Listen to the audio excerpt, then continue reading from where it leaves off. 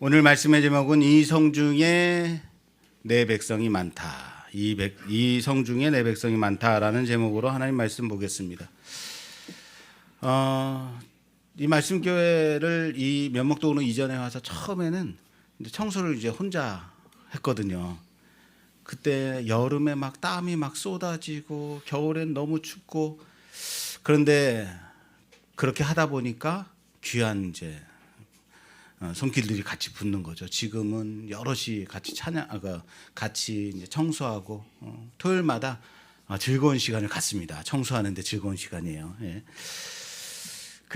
오늘 점심은 이제 갈비탕을 준비했는데, 이 갈비탕이 지난번에 너무 맛있다 그래서 앵콜 하는 거거든요. 지난번처럼 맛이 나올까라는 생각이 들어요. 아시죠? 설교 들으신 분은 아실 거예요. 왜 제가 이런 얘기를 하는지.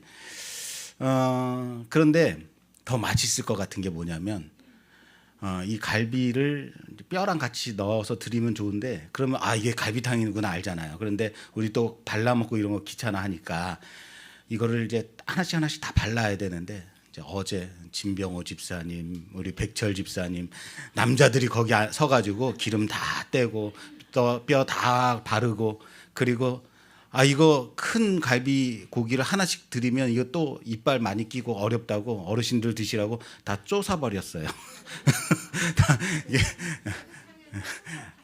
얇게 이제 드시기 좋도록 이렇게 잘 잘라주기까지, 그렇게까지 안 하셔도 됐는데 그렇게 배려가 많은 거예요.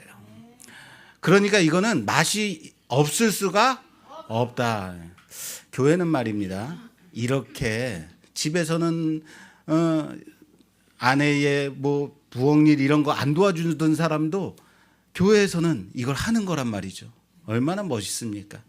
교회는 이렇게 세워져 간다라는 생각이 들어요. 시각장애를 입은 사람이든 아니면 시각장애가 없다 하더라도 하나하나 내 손 이렇게 보태가지고 교회를 세워가는 것, 하나님께서 원하시는 정말 아름다운 교회 모습이 아닌가 생각이 됩니다. 할렐루야. 사도행전 18장 얘기가 유독 사람의 이름이 많이 나온다라고 말씀드렸는데 기억나시는지 모르겠어요. 그것도 우리가 알만한 이름들, 유명한 이름들이 나와요. 이건 무슨 말이냐면, 마치 말씀교회가 그렇게 한 사람 한 사람 성도들이 손을 보태고 작은 정성을 바치면서 교회를 세워가는 것처럼, 고린도에서 교회를 세우실 때에 바울 혼자 하게 내버려 두신 것이 아니다라는 거예요. 여러 사람을 붙여 교회를 세우셨다라는 것을 보여주는 것이다 라는 겁니다. 그 출발이 누구냐면 브리스길라와 아굴라 부부예요. 브리스길라와 아굴라, 여러분, 이 부부의 이름을 생각할 때 여러분, 아굴라와 브리스길라 부부라고 말합니까? 브리스길라와 아굴라 부부라고 얘기할까요? 어떤 게 익숙하세요? 둘 다 익숙하지 않은 거 알아요. 그런데 아는 분들은 아굴라와 브리스길라 부부라 그래요. 브리스길라와 아굴라 부부라고 불러요. 브리스길라와 아굴라라 그래요. 저는 처음에 브리스길라가 그래서 남자인 줄 알았어요. 근데 브리스길라는 여자입니다. 왜냐하면 왜 그런데 우리는 브리스길라와 아굴라란 이름이 이렇게 입에 뱄을까? 이것은요, 신약의 이 부부의 이름이 6번이 나와요. 6번이 나오는데 그 가운데 아굴라가 먼저 나오는 것은 딱 2번. 그리고 나머지 4번은 다 브리스길라가 앞에 나오기 때문입니다. 그래서 우리에게 그게 익숙한 거예요. 이 브리스길라를 바울 서신서에서는 바울이 뭐라고 부르냐면 브리스가라고 불러요. 브리스가라고 불러요. 그렇게 부르기도 하는데, 왜냐면요, 원래 브리스가라는 이름은 로마식 이름이에요. 프리스카라는. 그래서 우리가 로마를 배경으로 한 드라마나 이런 거, 외국 드라마나 영화 같은 거 보면 프리스카라는 이름이 많이 나와요. 다시 말해서 로마에서 유명한 가문일 수 있다라는 생각이. 브리스가가 로마식 이름 원형이고 브리스길라는 애칭입니다. 그래서 어떤 사람들은 프리스가 이 가문이 좋은 가문이기 때문에 아굴라보다 브리스가라는 이름이 브리스길라가 앞에 나오는 것이다. 그 사람 브리스길라 가문이 더 좋아서 더 알려진 이름이기 때문에 그렇게 나왔을 것이다라고 설명하는 사람들도 있기는 해요. 물론 성경이 정말 그렇다라고 말하지는 않습니다. 그렇지만 여러분, 유대 문화도 그렇고 우리 문화도 그렇고 남편 이름이 먼저 나오는 것이 자연스러운 일이에요. 남편 이름이 먼저 나와야 된다라고 생각한단 말이에요. 그럼에도 불구하고 왜 성경이 이 자연스러운 배열을 마다하고 굳이 마다하고 여자 아내인 브리스길라의 이름을 앞세우고 있을까? 여기서 우리가 집중해야 될 것이 무엇이냐면 이 부부가 단지 바울에게 숙소를 제공한 사람들이 아니라 복음을 가르치고 사람을 세우는데 함께 동역한 동역자라는 사실, 여기에 집중해야 돼요. 이 사람들은 어떤 자리에서 어떤 역할로 기록됐는가를 좀 찾아볼 필요가 있다라는 얘기입니다. 오늘 본문 이제 이후에 본문 하반부에 무엇이 나오냐면 아볼로라는 이름이 나와요. 여러분, 아볼로는 아주 익숙하시죠? 예, 아볼로는 정말 명설교가입니다. 명설교가예요. 이 아볼로가 등장하는데 이 부분에서 이것을 보면 이해되는 부분이 있어요. 왜 브리스길라가 앞에 나왔는가? 아볼로는 고린도 교회에서 매우 중요한 인물로 자리 잡게 됩니다. 실제로 고린도 교회 성도들이 그 이름으로 나는 아볼로파다, 나는 베드로파다, 나는 바울파다, 나는 그리스도파다라고 당을 지어서 싸울 만큼 그 중에 한 명이 누구예요? 아볼로. 설교가로 매우 유능한 사람, 큰 영향력을 끼친 사람이 아볼로입니다. 이 아볼로가 등장하는 장면 한번 볼게요. 18장 같은 장 24절에서 26절까지 봉독해 주시겠어요? 알렉산드리아에서 난 아볼로라 하는 유대인이 에베소에 이르니 이 사람은 언변이 좋고 성경에 능통한 자라. 그가 일찍이 주의 도를 배워 열심으로 예수에 관한 것을 자세히 말하며 가르치나 요한의 세례만 알따름이라. 그가 회당에서 담대히 말하기 시작하거늘 브리스길라와 아굴라가 듣고 데려다가 하나님의 도를 더 정확하게 풀어 이르더라. 아멘. 아멘. 그가 회당에서 가르치기를 시작하는데 브리스길라와 아굴라예요. 여기 브리스길라가 나오죠. 누구 이름이 앞에 나와요? 브리스길라가 나와요. 브리스길라와 아굴라가 아볼로를 데려다가 가르쳤대요. 아내인 브리스길라의 이름이 여기 앞에 나오는 것을 볼 수 있고, 아볼로는 처음에 단지 말 잘하고 성경에 능하고 아주 열심 있는 사람이었지만 어디까지만 아는 사람이었다? 요한의 세례. 따라서 합시다. 요한의 세례까지만. 그는 예수 그리스도의 죽음과 부활, 그러니까 예수 그리스도를 아마 그 가르침을 조금 받았던 사람 같지만 그 이후의 일은 모르고 요한의 세례까지만 아는 사람이었던 것 같아요. 그래서 요한의 사람까지만 아는 사람이었다. 그래서 브리스길라가요. 그때 브리스길라와 아굴라가 그를 데려다가 하나님의 도를 더 정확하게 풀어서 가르쳤다. 이 장면에서 브리스길라 이름이 앞에 나오는 것을 보면서 아하, 누가 가르쳤다? 브리스길라가 가르치는 일을 주도했구나.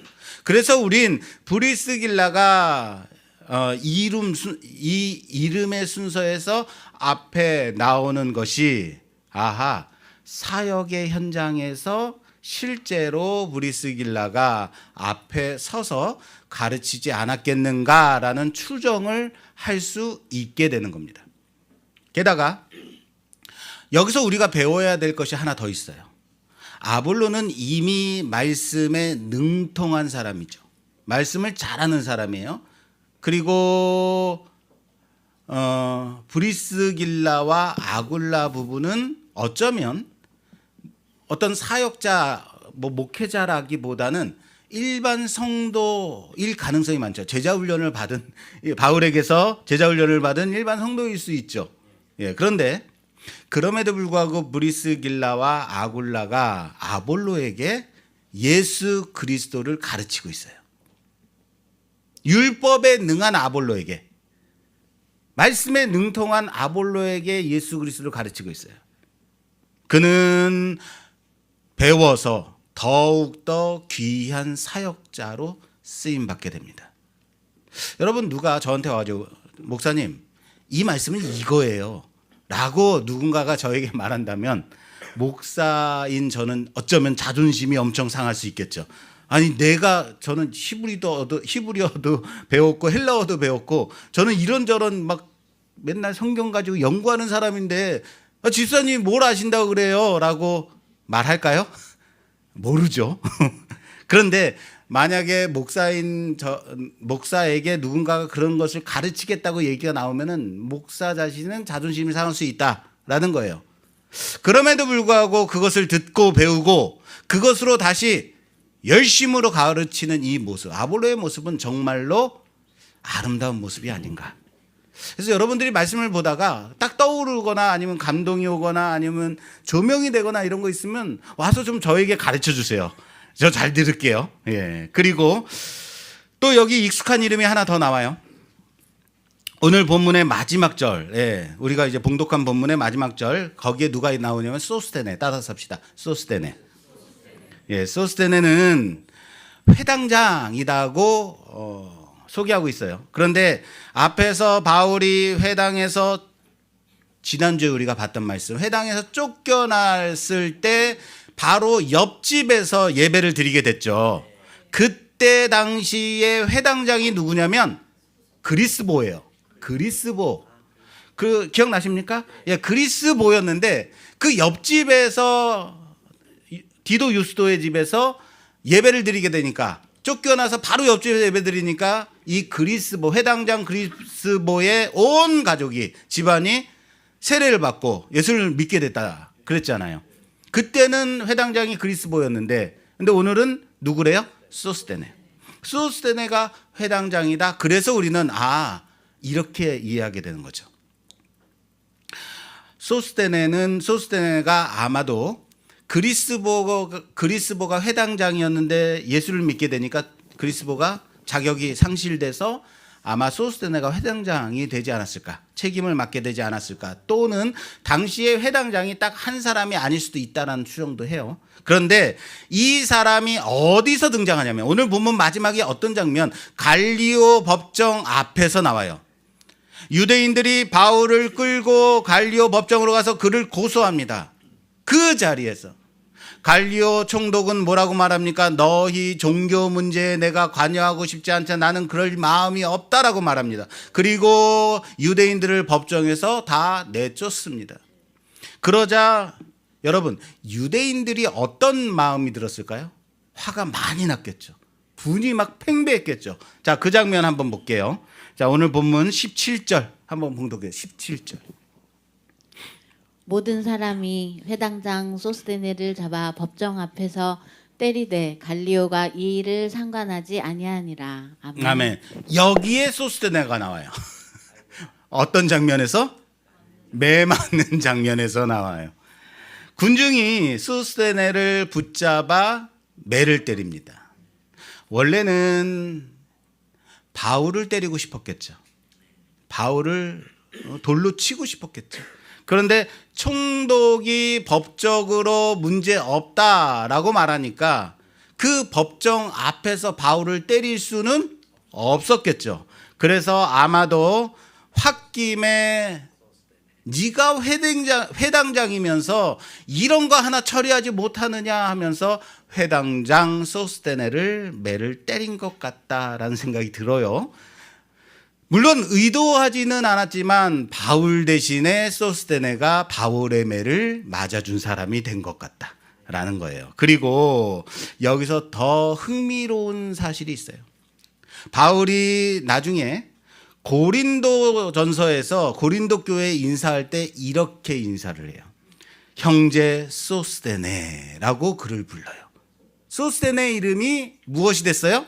형제가 됐어요. 전승에 이르면 소스데네가 매를 맞더니 정신이 번쩍 들어서 예수를 믿게 됐다라는 전승이 있습니다. 그래서 형제가 되었다라고 말한다.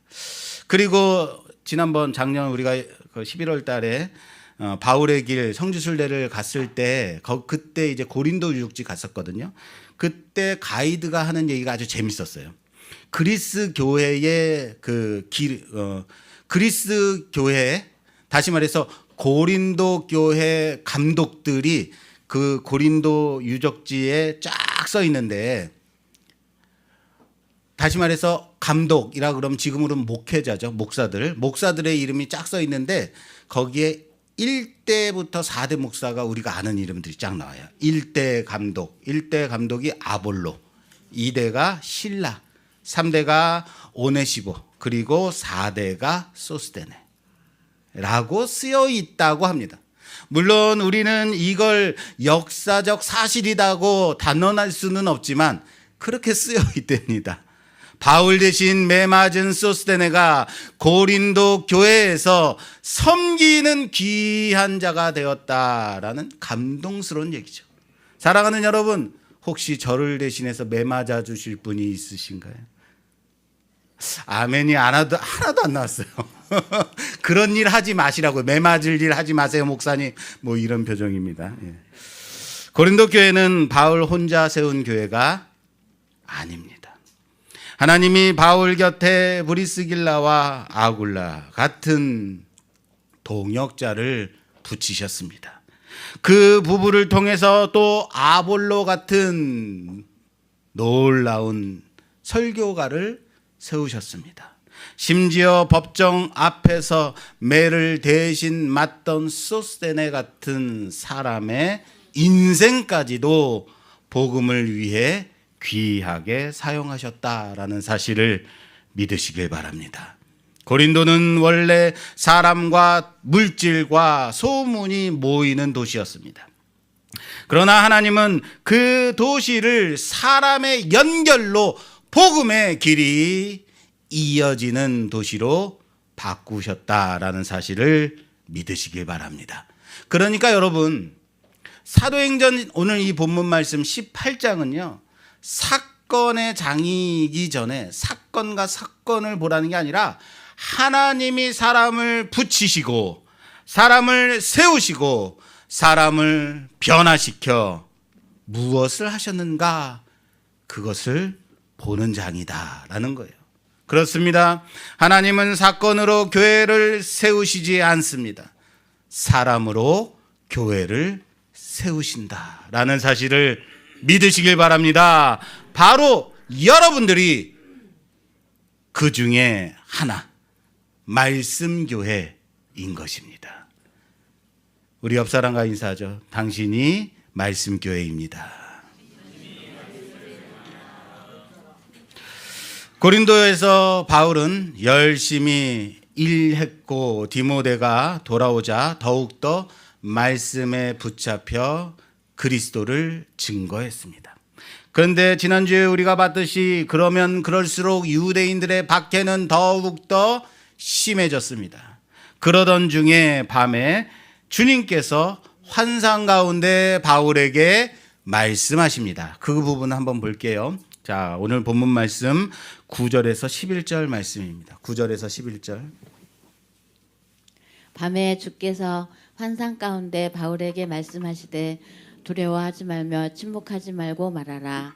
내가 너와 함께 있음에 어떤 사람도 너를 대적하여 해롭게 할 자가 없을 것이니 이는 이 성중에 내 백성이 많음이라 하시더라. 1년 6개월을 머물며 그들 가운데서 하나님의 말씀을 가르치니라. 아멘. 아멘. 자, 따라서 합시다. 두려워하지 말며 침묵하지 말고 말하라. 하나님의 말씀입니다. 여러분, 두려워하지 말라라고 하나님께서 말씀하셨대요. 두려워하지 말라라는 말씀을 하셨다는 얘기는 바울이 지금 뭐 했다는 얘기예요? 두려워하고 있었다는 뜻이죠. 두려움이 없는데 하나님이 갑자기 나타나서 바울아 두려워하지 마라. 아니 하나님 하나도 안 두려운데요. 무슨 말씀이세요? 이러지 않겠어요? 그렇다면 바울은 무엇 때문에 두려워하고 있었을까? 우리는 바울을 너무 강철 멘탈의 사도처럼만 생각하지 않나요? 늘 담대한 사람, 늘 흔들림 없이 맞아도 웃고 감옥에 갇혀도 찬송하고 그런 사람으로만 생각하지 않을까요? 바울은 이때의 자기 마음의 상태를 고린도전서 2장 3절에서 내가 너희 가운데 거할 때에 약하고 두려워하고 심히 떨었노라 라고 고백합니다. 약하고 두려워하고 떨었다. 내가. 이 고백을 통해서 아마 바울은 고린도에 들어오면서부터 매우 약해진 상태였고 두려움과 떨림으로 있었구나라고 우리가 알게 되죠. 왜인지는 정확하게 나와 있지는 않습니다. 그 도시의 거대한 우상 신전들 때문인가? 그 도시의 음란 타락 때문인가? 이미 여러 도시들을 다니면서 육적으로도 아마 피곤한 상태였겠죠. 디모데와 동역자들이 다시 돌아왔음에도 불구하고 이제 말씀에 전념하게 되었다라고 생각했음에도 불구하고 더욱더 박해가 거세지니까 지쳤을 수도 있겠죠. 그때 이미 바울의 마음속에 있던 이 흔들림과 두려움을 하나님이 정확히 짚고 말씀하시는 겁니다. 두려워하지 말며 침묵하지 말고 말하라. 게다가 바울이 뭐 했다고요? 침묵하지 말래요. 바울에게 하나님께서 뭐래요? 침묵하지 말라라고 그리고 전하라라는 이 말씀은요. 바울 마음속에 이제 더 이상 말 못하겠다라는 상태이지 않았을까라는 거예요. 이런 거 있잖아요, 여러분. 뭐 부부끼리 싸우거나 누구 친구랑 싸울 때 내가 말 안 할게. 말 안 할게. 그만해. 이러지 않나요? 그러니까 내가 지금 확 가슴에 와닿는 분이 있나 봐요. 내가 말 안 하면 되지. 지금 바울의 지금 닥친 상황 속에서 내가 말 안 하면 되지 이런 상태. 그러니까 침묵하지 말라는 거죠, 하나님이. 이런 거 말이에요. 그렇습니다. 아마도 바울이 또 다른 도시처럼 밤중에 빠져나가야 하나, 여기서도 다시 짐 싸야 되나 도망쳐야 되나라는 이런 심각한 고민을 하고 있었던 것이다 라고 생각될 수 있죠. 게다가 바울은 앞선 도시들, 앞에서의 도시들에서 이미 충분히 매도 맞아봤고 돌도 맞아봤고, 여러분 빌립보에서 매 맞고 감옥에 갇혔죠. 데살로니가에서는 어땠어요? 폭동 때문에 쫓겨났죠. 도망쳤죠. 베레아에서 마찬가지로 쫓겨났고요. 바로 앞에 도시 아덴에서는 조롱을 당했어요. 그리고 이제 고린도에 왔는데 사람도 붙고 조건도 채워졌는데 대적은 더욱더 거세게 달려들고 있어요. 그러면 바울 마음속에 이런 생각 올라오지 않을까요? 또 시작됐네. 짐 싸자. 내가 그만하면 되지. 말 안 하면 되지. 그때 기가 막힌 타이밍에 들리는 하나님의 음성. 뭐라고요? 두려워하지 말고 침묵하지 말며 말하라. 그래서 하나님이 하시는 방식이 중요한 겁니다. 사랑하는 여러분, 하나님은 바울의 이 두려움을 싹 제거해 주시는 방식으로 일하시지 않습니다.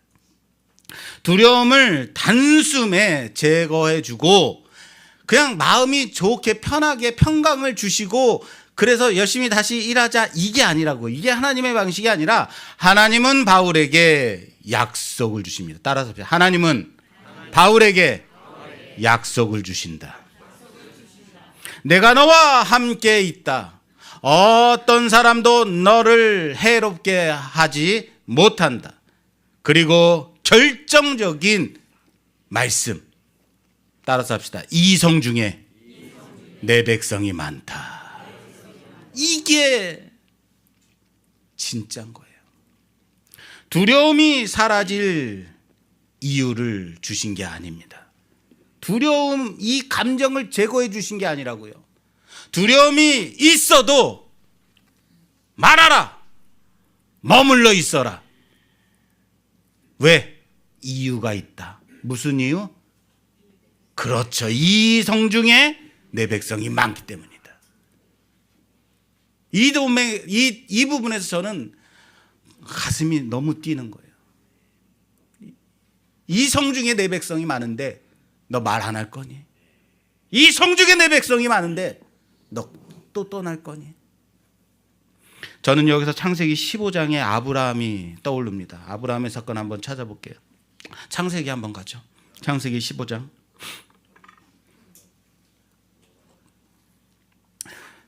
창세기 15장 1절에서 5절 말씀인데 그 두 분이서 좀 나눠서 엄미숙사님 1절 그리고 사모가 2절 이렇게 번갈아 가면서 좀 읽어주세요. 창세기 15장 1절에서 5절 말씀 봉독해 주세요. 이후에 여호와의 말씀이 환상 중에 아브라함에게 임하여 이르시되 아브라함아 두려워하지 말라. 나는 내 방패요 너의 지극히 큰 상급이니라. 아브라함이 이르되 주 여호와여 무엇을 내게 주려 하나이까. 나는 자식이 없사오니 나의 상속자는 이 다메섹 사람 엘리에셀이니이다. 아브라함이 또 이르되 주께서 내게 씨를 주지 아니하셨으니 내 집에서 길린 자가 내 상속자가 될 것이니이다. 여호와의 말씀이 그에게 임하여 이르시되 그 사람이 내 상속자가 아니라 내 몸에서 날 자가 내 상속자가 되리라 하시고 그를 이끌고 밖으로 나가 이르시되 하늘을 우러러 뭇별을 셀 수 있나 보라. 또 그에게 이르시되 내 자손이 이와 같으리라. 아멘. 아멘. 하나님께서 아브라함에게 나타나서 말씀하십니다. 아브라함아 두려워하지 말라. 여러분 이 말씀 또한 아브라함이 뭐하고 있었다는 얘기예요? 두려워하고 있었다는 말이에요. 그럼 왜 아브라함은 두려워하고 있었을까? 하나님이 이어서 이렇게 말씀하세요. 내가 너의 방패다 라고 말씀하세요. 방패는 뭐 하는 거예요? 막는 역할이죠. 방어하는 역할이죠. 위협 가운데서 내가 막아주는 하나님이다 라는 말씀이에요. 무슨 위협일까요? 15장이 이후에로 시작이 돼요. 바로 앞에 어떤 사건이 있었다? 14장이 뭐냐면 소돔과 고모라의 성에서 롯이 살고 있었는데 그룰라오멜 연합군 4개국 연합군이 쳐들어와 가지고 소돔과 고모라를 완전히 싹 쓸어버리고 재산을 다 탈취하고 아브라함의 조카 롯까지 붙잡아서 데려가요. 이 소식을 들은 아브라함은 롯을 구하려는 이 일념으로 그돌라오멜 연합군을 쫓아가서 쳐부수고 재물을 다시 가지고 롯과 함께 돌아옵니다. 이건 정말 말도 안 되는 큰 승리예요. 왠지 아십니까? 아브라함이 집에 있던 가병들을 318명을 데리고 가요. 그래서 그돌라오멜 연합군 4개국 연합군 한 나라도 아니고 4개국 연합군을 쳐서 이기고 온단 말이에요. 정신없이 가서 쳐서 이기고 돌아오긴 했는데 여러분 그거 있잖아요. 돌아와서 생각해 보니까 야 내가 지금 뭔 짓을 한 거야? 내가 얼마나 큰 사고를 쳤는지 그때 깨달아지는 느낌 있잖아요. 어렸을 때 정말 싸움 잘하는 애가 있었는데 걔랑 다투다가 나도 모르게 한 대를 쳤단 말이에요. 내가 진짜 쳤다는 게 아니고 쳤단 말이에요. 근데 이게 제대로 맞았어. 걔가 코피가 터졌어. 그럼 어렸을 때 코피 터친 애가 이기고 코피 나면 진 거예요. 어렸을 때 싸움은 언제나 그래요. 내가 쳤단 말이에요. 근데 코피가 터졌어. 그리고는 야 재영이가 이겼다 하고 간단 말이에요. 근데 돌아서서는 어때요? 야 지금 내가 뭐 한 거야? 이런 거 있잖아요. 이런 마음. 아브라함의 마음이 아마 그런 마음이 아니었을까. 저들이 제 정비에서 다시 나를 치러 돌아오면 나 어떡하지? 두려울 만하죠. 그때 하나님은 두려워하지 말라, 그들이 절대 안 쳐들어올 것이다 라고 말씀하지 않았습니다. 너를 더욱더 강하도록 만들어주게. 너에게 저들은 지금 창검을 가져오지 내가 너에게 대포를 주마, 이렇게 말씀하지 않았단 말이에요. 무슨 말인지 이해됐어요? 대신 하나님이 뭐라고 말씀하세요? 지금의 현실이 아닌 장차의 언약을 주셨습니다. 이게 하나님의 방식이라고요. 내가 너의 상급이다. 그리고 너에게서 난 자가 너의 상속자가 되리라. 약속이죠. 이건 두 가지의 의미가 있어요. 상속자가 날 때까지 하나님이 어떻게 하시겠다는 거예요? 지켜주시겠다는 거예요. 상속자가 날 때까지. 그런데 그 상속자에게서 난 후손들이 무엇과 같아요? 하늘의 뭇별들. 약속이에요. 그렇습니다. 두려움을 없애주시지 않습니다. 두려움의 조건들을 변화시키지 않아요. 그러나 약속이 있으면 그 두려움을 뚫고 걸어갈 수 있는 겁니다.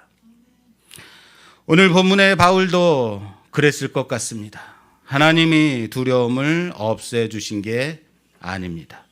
약속으로 두려움을 상쇄시켜 주셨습니다. 그리고 그 약속의 핵심이 그 핵심이 뭐라고 했습니까? 이 성 중에 내 백성이 많다. 이 말씀은 하나님의 바울에게 너 혼자 고생해라, 그냥 버텨라 라는 말씀이 아니라는 거예요. 하나님이 이미 예비해 두신 사람들이 이 성 중에 많다. 지금은 대적만 보이니, 지금은 너를 적대하는 사람들만 보이니, 나의 눈에는 이미 구원받을 사람들이 많다. 그러니 바울아, 네가 지금 해야 할 일은 도망갈 타이밍을 재는 게 아니야. 침묵하지 말고 말해라. 지금은 불안하고 그 도시 안에 하나님이 안 계신 것처럼 보여도 하나님이 열어두신 그 문이 있다는 것을 놓치지 마라. 내가 너의 입술을 통해서 그들을 구원하려 한다. 사랑하는 여러분, 우리에게 두려움이 일어나지, 다시요. 사랑하는 여러분, 우리에게 두려운 일이 없을 수는 없습니다. 우리 마음속에 그런 두려운 감정들이 막 일어난단 말이에요. 그리고 하나님은 그 두려워하는 것을 부끄럽게 여기지 않으십니다. 두려워하지 말라. 이 말씀은 겁내지 말라는 그런 말씀이 아닙니다.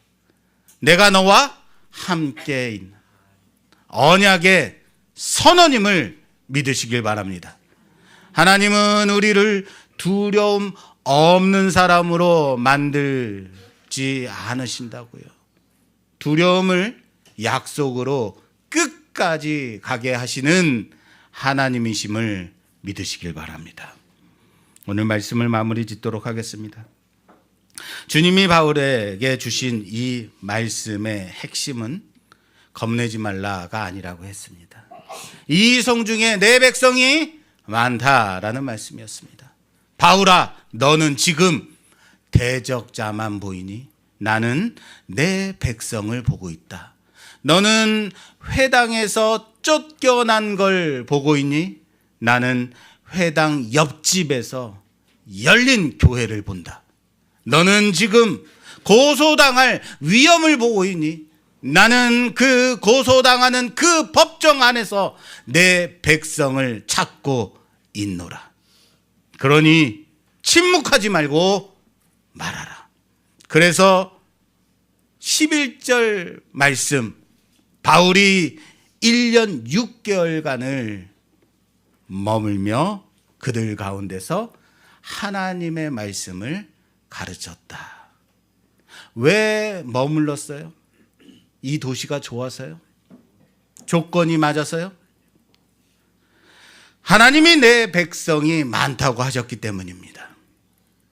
하나님이 내 백성, 하나님의 백성.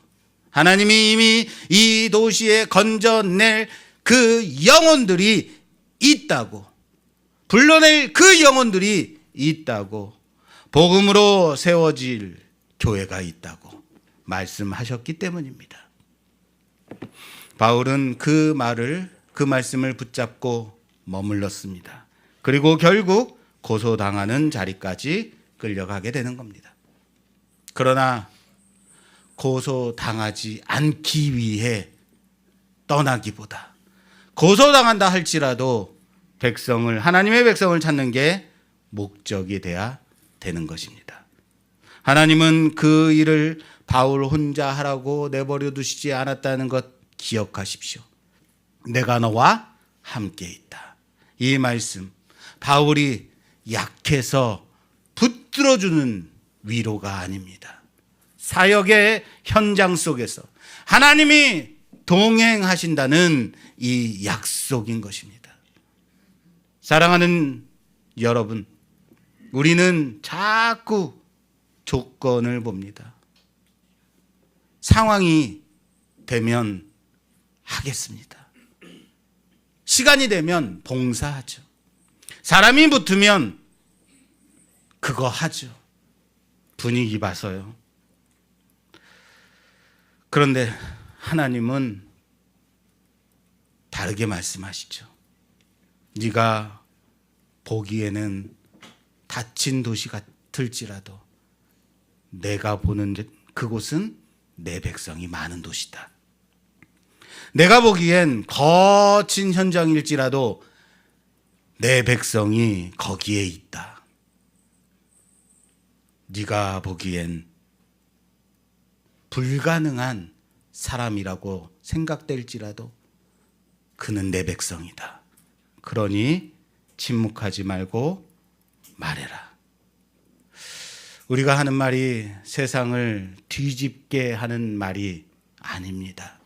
하나님이 이미 택하신, 준비해 두신 그 백성들을 깨우는 말이 됨을 믿으시길 바랍니다.